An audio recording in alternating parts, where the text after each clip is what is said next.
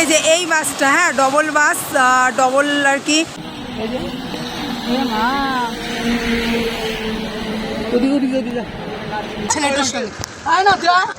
বৃষ্টি পড়ছে, প্রচণ্ড পরিমাণে বৃষ্টি পড়ছে। এই জায়গাটা অনেকটা খাম করেছে, যার ফলে কি হয়েছে, গেটটা খুলছে না। আর নমস্কার সকলকে, কেমন আছো সকলে? আশা করি সকলে ভালো আছে, সুস্থ আছো। তো আমিও ভালো আছি। মৌসুমী দীক্ষা লাইফস্টাইলে তোমাদের স্বাগত। তো আজকে হচ্ছে কন্যাযাত্রীর জন্য রেডি হয়েছি। দেখো আমি একটা লাল শাড়ি পরেছি আর সাথে গোল্ডেন ব্লাউজের সাথে, আর মাম্মামকে পরিয়েছি ডাংরি। যেহেতু অনেকটা দূরের রাস্তা, এর জন্য একদম সিম্পলি সাজলাম। তো চলো এখন তাহলে বেরোনো যাক। ঘড়ির কাঁটায় এখন বাজে 8টা, ওদিকে বাস দাঁড়িয়ে আছে। আর এই দেখো এখানে হচ্ছে মাও রেডি হয়ে গেছে। মাও পরেছে একটা সিম্পলের মধ্যেই শাড়ি পরেছে। এই শাড়িটা মা একবার পুজোর সময় নিয়েছিল, তখন খুব নতুন উঠেছিল। তো মা বললে এই শাড়িটাই তাহলে আমি পরে যাই। আমি বললাম ঠিক আছে তাহলে এটাই পরো। তো এই দেখো আমাদের বেথরডি শাহপাড়ায় এখন বাস দাঁড়িয়ে আছে। আর পাশে দেখো কে দাঁড়িয়ে রয়েছে, এটা হচ্ছে আমার বোনের বর। তো এই দাদা আমাদের সাথে ভীষণ ইয়ার্কি মারে। আমরা যখনই ফোনটা বের করি ব্লগ করার জন্য, উনিও ফোনটা বের করবে। এইভাবে মজা করছিল। তারপরে এই দেখো আমরা বাসে এখন সবাই মিলে বসে পড়েছি যে যার মতো। আর সবাই আগেই চলে এসেছে, আমরা একটু পরে এসেছি। তো আমি এখানে একটু দাঁড়িয়েছিলাম, বাসে অনেকটাই গরম লাগছিল। তো বাসটা ছাড়লে তারপর আমরা বসবো। তো এই যে ফাইনালি আমরা বসেও পড়েছি। এই যে মাম্মামও বসেছে, আমিও বসেছি। এখন চলো ঠাকুর ঠাকুর করে যাওয়া যাক।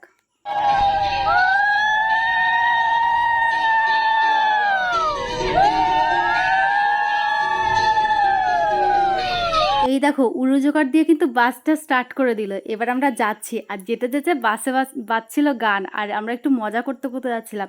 এরকমই হয়, বরযাত্রী কন্যাযাত্রীতে একটু মজা করতে করতে না গেলে কিন্তু একদমই ভালো লাগে না। পরে কি হবে সেটা পরেই দেখা যাবে। এখন তো আগে একটু ডান্স করে নিই। আর এই দেখো এখানে হচ্ছে দাদার ছেলেও বসেছে, ওরা 3জন একসাথে বসবে। তো সবাই মিলে বসেছি। আর এই দেখো নাচতে নাচতে কিন্তু চলে এসেছি অনেকটা দূর, বোনের শ্বশুর বাড়ি।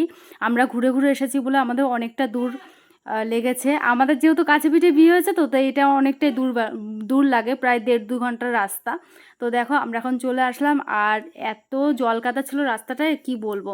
তো অনেকটা ম্যানেজ করে তারপর আসলাম। এই যে এখন বিয়েবাড়ির গেটের সামনে আমরা দাঁড়িয়ে রয়েছি। আর সবাই মিলে একসাথে যেতে হবে, তো যেহেতু হাতে সবার তত্ত্ব ছিল, তো সবাই একসাথে জড়ো হয়ে তারপর আমরা ঘরে প্রবেশ করলাম। তো চলো এখন তাহলে টুকটুক টুকটুক করে যাওয়া যাক। আর ওই দেখো ওইদিকে বৌদি ভ্লগ করতে ব্যস্ত। তো চলো এখন হচ্ছে এক্সাইটেড আমি বোনকে দেখার জন্য, বোনকে কেমন লাগছে। তো ট্যান এই দেখো বোন। তো বোনের মেকআপটা এত সুন্দর লেগেছে আমার কি বলবো। একদম সিম্পলের মধ্যে বোনকে সাজিয়েছে। আর দেখো এসেই তো বোন মায়ের সাথে গল্প করতে শুরু করে দিয়েছে। যেহেতু মাকে ছাড়া একদিন ছিল, মনটা তো খারাপ করবেই। এখন মায়ের সাথে গল্প করতে ব্যস্ত। আর মাম্মাম তো মিমির দিকে তাকিয়ে আছে, মিমিকে কত সুন্দর লাগছে দেখতে, ও সেটাই দেখছিল। তো এখন এই যে মিমির সাথে এখন ছবি তুলতে ব্যস্ত। আর তারপরে চলে গেলাম সোজা দোতলায়। তো বোনের ঘরটাও দেখে আসলাম, বোন যেখানে থাকবে।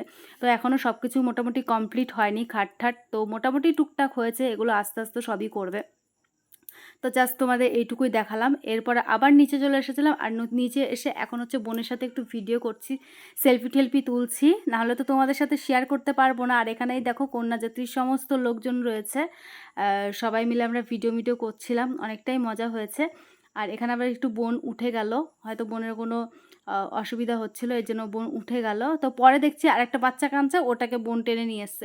তারপরে এখানে বললাম এ বোন তোকে একটু ছবি তুলবার। বোনের না খুব কষ্ট হচ্ছিল, বোনকে দেখে বুঝতেই পারছো। বোন হচ্ছে 3 দিন ধরে, বোনের বিয়ের আগে অনেকটাই শরীর খারাপ ছিল। তারপরে এই যে আবার পরের দিন বৌভাত, বোনের হচ্ছে পরের দিনই বৌভাত হচ্ছে বিয়ের। এর জন্য বোন অনেকটাই ক্লান্ত, অনেকটাই কষ্ট হয়েছে বোনের। তো এই তো আমরা এই যে এখন সবাই মিলে দাঁড়িয়ে ঠাড়িয়ে রয়েছি। তারপরে এই যে আমাদের টিফিন দিল, আমরা আবার দোতলায় চলে এসে এই যে এখন টিফিন খাবো। তো চলো এখন দেখিয়ে দিই তোমাদের টিফিনে কি কি দিয়েছে। তো এই যে এখানে হচ্ছে তোমার একটা ভুজিয়া টাইপের দিয়েছে, কেক দিয়েছে, জুস, 2টো মিষ্টি, আর একটা হচ্ছে তোমার চপ টাইপের দিয়েছিল, সাথে জলের বোতল। তো আমরা টিফিন খেয়ে একদম নিচে চলে আসলাম। আর এখন বৌদি দেখো, আমাদের বৌদি রানী, বৌদি রানী বলছি, বউ রানী। তো বউ রানীকে দেখো কত সুন্দর লাগছে, ওকে খুব মিষ্টি লাগছে। কিন্তু আমি একটুকু মেকআপ করিনি জানো। সবাই বলছে তুই তো একটুকু মেকআপ করিসনি, কিন্তু আমার একদমই ভালো লাগে না লং জার্নিতে মেকআপ টেকআপ করতে। তো ঘেটে ঘ হয়ে যাবে আমি জানি। আর এদিকে দেখো বাবাও চলে এসেছে, বাবার গাড়ি নিয়ে। বাবা কিন্তু পরে এসেছে। তো এসে এখন এই যে বোনের সাথে আলাপ করছে, তো যেটা হয় আর কি। তারপরে আমরা চলে এসেছি এখন খাওয়া দাওয়ার টেবিলে। আমরা কিন্তু অনেকটা লেট করে গেছিলাম, এর জন্য খাওয়াটা লেট হয়ে গেছে। এখন ঘড়িতে প্রায় 11:30 মতো বাজে।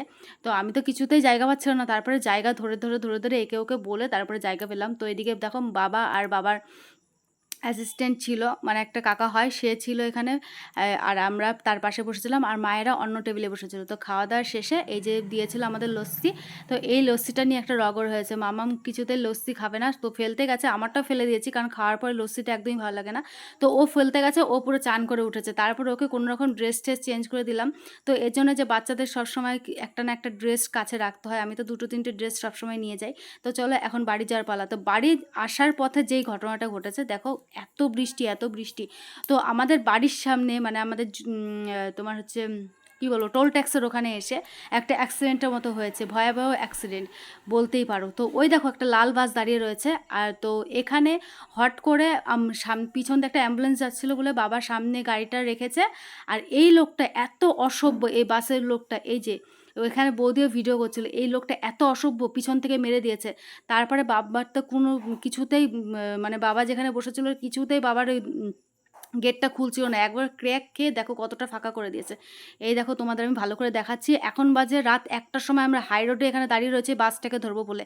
বাবার সাথে অনেক তর্কাতর্কি হয়েছে, বলছে মানে একদম রাফ রাফ ভাষায় কথা বলছে।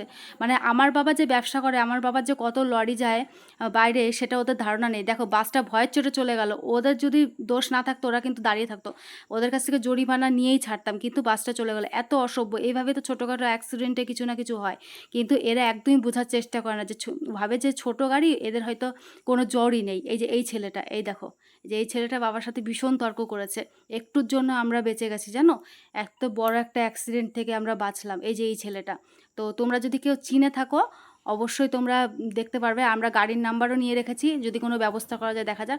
আর দেখো আমরা 3জনই বমি করেছি জানো, আমাদের মানে গাড়িতে একদম শুটি খায় না, 3টে মানুষই বমি করেছে, আমি, বৌদি, মা। আর আমাদের চেহারাগুলো দেখেছো, তখন কি চেহারা ছিল, এখন কি চেহারা।